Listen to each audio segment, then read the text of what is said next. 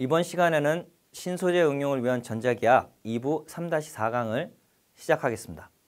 자, 앞서서 저희가 디스플레이스먼트 D 벡터를 배웠고 또 소재가 있는 상황에서 어떤 식으로 전기장이 바뀌는지를 확인했습니다. 이걸 조금 더 일반화해 보겠습니다. 즉, 유전체라는 소재가 이 정전기 세계에 들어왔을 때 필드와 힘이 어떻게 바뀌는지 한번 생각해 보겠습니다.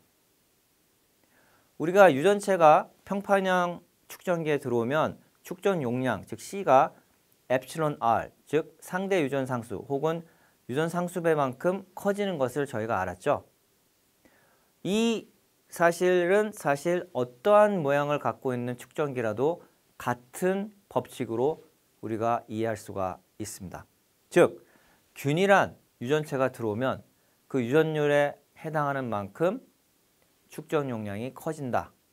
그래서 우리가 소재가 없는 세상에서의 정전기는 저 첫 번째 파란 박스에 있는 델닷 E 낫이 입실론 제로분의 로 프리고 델 크로스 E 낫이 0이었던 그 두 가지 법칙을 사용했다면 소재가 들어오게 되면 델닷 카파 E가 엡실론 제로분의 E 로 프리고 델 크로스 E는 여전히 0이 된다. 이걸 조금 더 변형시키면 델닷 카파 E는 입실론 제로분의 로 프리고 델닷 카파 E는 델 크로스 카파 E는 0이다. 이렇게 볼 수가 있습니다.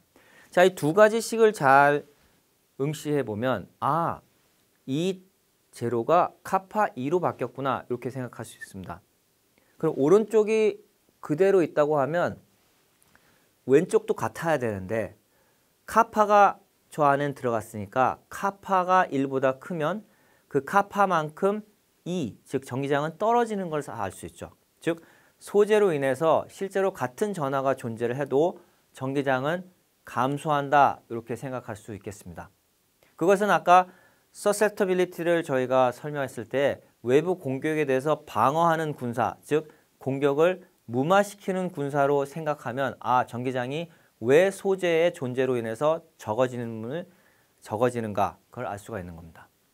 자, 그러면 두 개의 대전된 평판, 그것도 전도 평판 사이에 유전체를 넣었을 때 과연 그 대전된 평판 사이에 힘은 어떻게 되는가 한번 생각해 봅시다. 우리가 앞서 말한 식으로부터 카파 2가 입실론 제로로 치환될 수 있으니까 전기장은 카파분의 1만큼 줄어들 것이고 전기장이 카파분의 1만큼 줄어드니까 전압도 카파분의 1만큼 줄어들겠구나. 그리고 축전 용량 C는 이게 균일한 유전체라면 카파만큼 커지겠구나 이렇게 생각이 될 겁니다. 그렇다면 두 개의 대전된 전도 평판 사이에 유전체가 끼어 있었을 때 그 사이의 힘은 어떻게 될까요? 만약 각 평판에 같은 양의 전하와 반대 방향의 부호를 갖는 전하가 있다고 한다면 우리가 가상의 일을 통해서, 즉 가상적으로 평판을 좀 움직이면서 그 사이에 생기는 힘을 저희가 평가할 수 있습니다. 즉 f of x, x 방향으로 하면 f of x는 마이너스 라운드 x분의 라운드 u가 될 거고요. 이것은 마이너스 2분의 q제곱 라운드 x분의 라운드 c분의 1이 될 겁니다. 그리고 c가 카파만큼 커질 테니까 저기서 c가 카파만큼 커지면 힘은 카파분의 1만큼 줄어들겠죠. 그런데 방금 한 얘기는 이 유전체가 액체일 때만 맞는 말입니다. 즉 액체는 모양을 자유자재로 만들 수 있기 때문에 내가 힘을 줬을 때 공기와 마찬가지로 그대로 변형이 되는 특징을 갖고 있죠. 고체는 어떤가요? 고체는 누른다고 바로바로 눌러지나요? 우리가 모양을 자유자재로 바꿀 수 있나요? 그렇지 않습니다. 그래서 고체가 상당히 어려운 겁니다. 고체 유전체에서의 이 정전기력을 생각해 보려면 사실은 양자역학도 같이 생각을 해봐야 됩니다.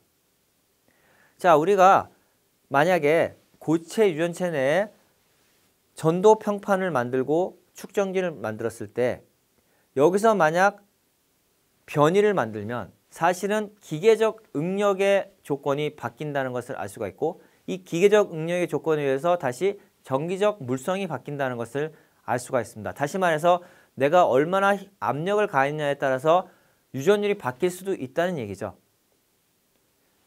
액체 내에서는 내가 예를 들어서 물을 생각해서 우리가 평판을 바꾸면 사실은 액체의 물성은 바뀌지 않습니다.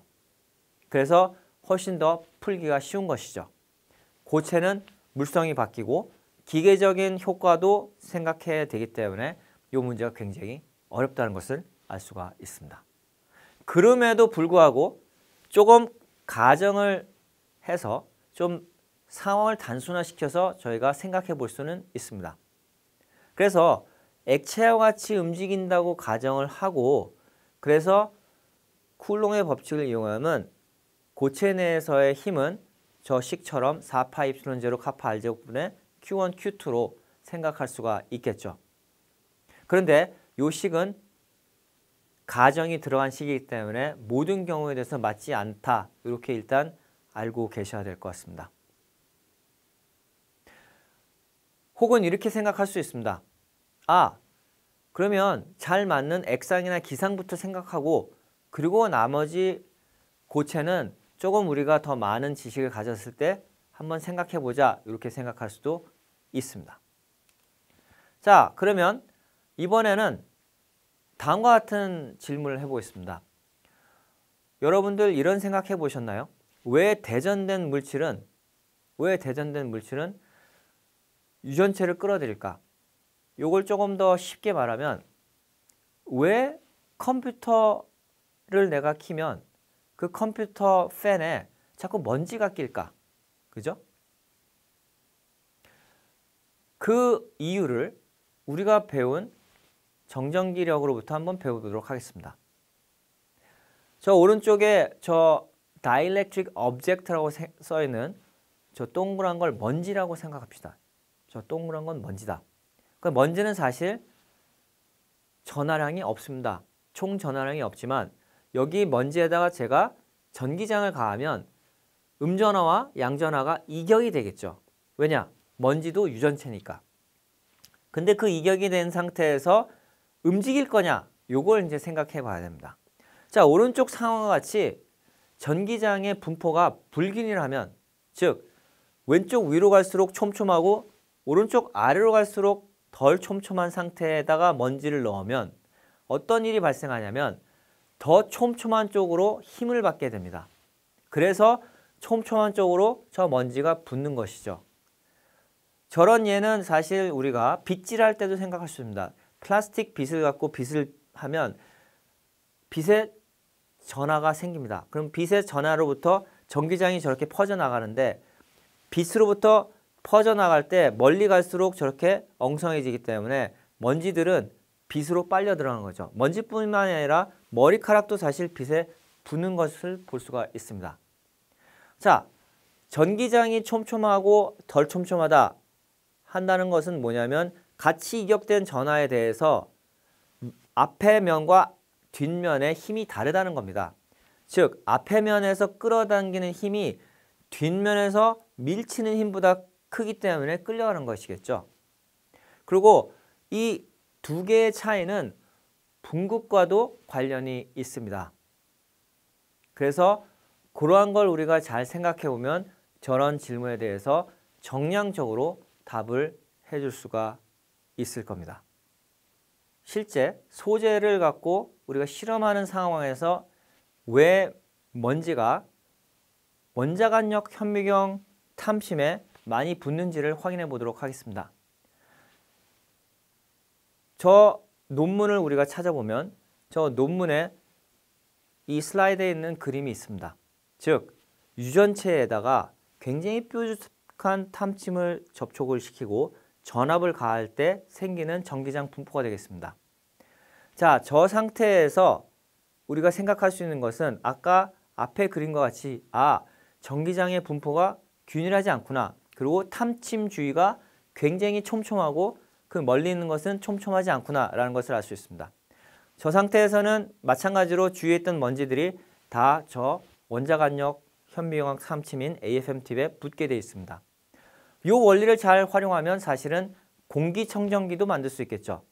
즉 공기청정기 내에 뾰족한 탐침들을 놓고 전압을 가해주면 주위에 있던 먼지들이 다 포집되는 그러한 기계를 만들 수 있고, 그 기계는 전압만 가한 상태이기 때문에 에너지를 소모하지 않는다는 것을 우리가 볼 수가 있습니다. 그럼 앞서 우리가 설명했던 어떤 먼지가 불균이라는 전기장 속에서 끌려다니는 그런 현상에서 그럼 먼지가 실제로 정량적으로 얼마만큼의 힘을 받느냐, 이 질문을 할 수 있습니다. 답부터 말씀드리면 그 먼지가 느끼는 전기장의 제곱을 그레이디언트를 취하면 됩니다. 전기장의 제곱을 그레이디언트를 취하면 되는데 그것이 왜 그렇게 되는지 한번 생각해 보겠습니다. 먼저 먼지가 우리가 전기장을 받았을 때 전하가 이격이 될 텐데 그 전하가 이격이 되면서 생기는 유발된 분극량은 전기장에 비례합니다. 그리고 같은 전하에 대해서 힘은 전기장에 또 비례를 합니다. 즉 전하량도 전기장에 비례하고 힘도 전기장에 비례하니까 제곱입니다. 그런데 앞면과 뒷면 사이에 차이가 있어야만 끌어당기는 힘과 밀치는 힘이, 즉 앞으로 밀치는 힘과 뒤로 끌어당기는 힘이 차이가 있었을 때만 힘이 생기는 것이니 그거의 차이는 그레이디언트로 표현할 수 있는 거죠. 따라서 전기장 제곱의 그레이디언트에 비례해서 먼지는 힘을 받을 겁니다. 그리고 그 힘은 또한 먼지의 유전율과도 관계 있을 것이고 모양과도 관계가 있겠죠. 자, 그러면 이제 마지막으로 다음과 같은 상황을 생각해 보겠습니다. 평판에 축전기가 있는데 유리판을 수직한, 즉 두께방의 수직한 방향으로 슬라이딩을 한다고 칩시다. 그렇게 슬라이딩을 했을 때 얼마만한 힘이 작용하는지 한번 확인해 보겠습니다. 이 문제를 풀면 있어서도 가상의 일을 우리가 활용하면 됩니다. 그래서 밑에 있는 식을 쓰면 되는데 여기서의 가정은 주입한 전하가 일정하다. 즉 대전판의 주입한 전하가 일정하고 걔네들은 다른 데로 갈 수 없다. 이게 가정이 되겠습니다. 그게 전하가 주입된 것이 일정하게 되면 E C제곱분의 Q제곱 곱하기 라운드 X분의 라운드 C 이 식을 풀면 되겠고요. 이 식을 통해서 우리가 이 유전체는 왼쪽으로 힘을 받게 됨을 알 수가 있겠습니다. 그래서 이걸 우리가 식을 좀 풀어보면 저 위에서 보시는 바와 같이 Q는 D분의 카파 입실론 제로 V XW 더하기 D분의 입실론 제로 V 가로 열고 L-XW가 될 거고요. 그래서 C는 D분의 입실론 제로 W 가로 열고 카파 X 플러스 L-X가 됩니다. 요거를 가상일, 즉 f of x는 마이너스 라운드 x분의 라운드 u에다가 대입을 하면 맨 오른쪽에 있는 식과 같이 E C제곱 D 분의 Q제곱 입실론 제로 W 가로 열고 카파 마이너스 1이 됨을 알 수가 있고 요 식에서 Q가 커지면 커질수록 힘은 커진다는 것을 알 수 있고 보시는 바와 같이 이게 슬라이딩이 되면서 전체의 유전율이 커지면 힘은 점점 없어져서 깊이가 이 가운데 보면 힘이 없어지는 것을 우리가 알 수가 있습니다. 지금까지 경청해 주신 여러분께 감사의 말씀 드립니다.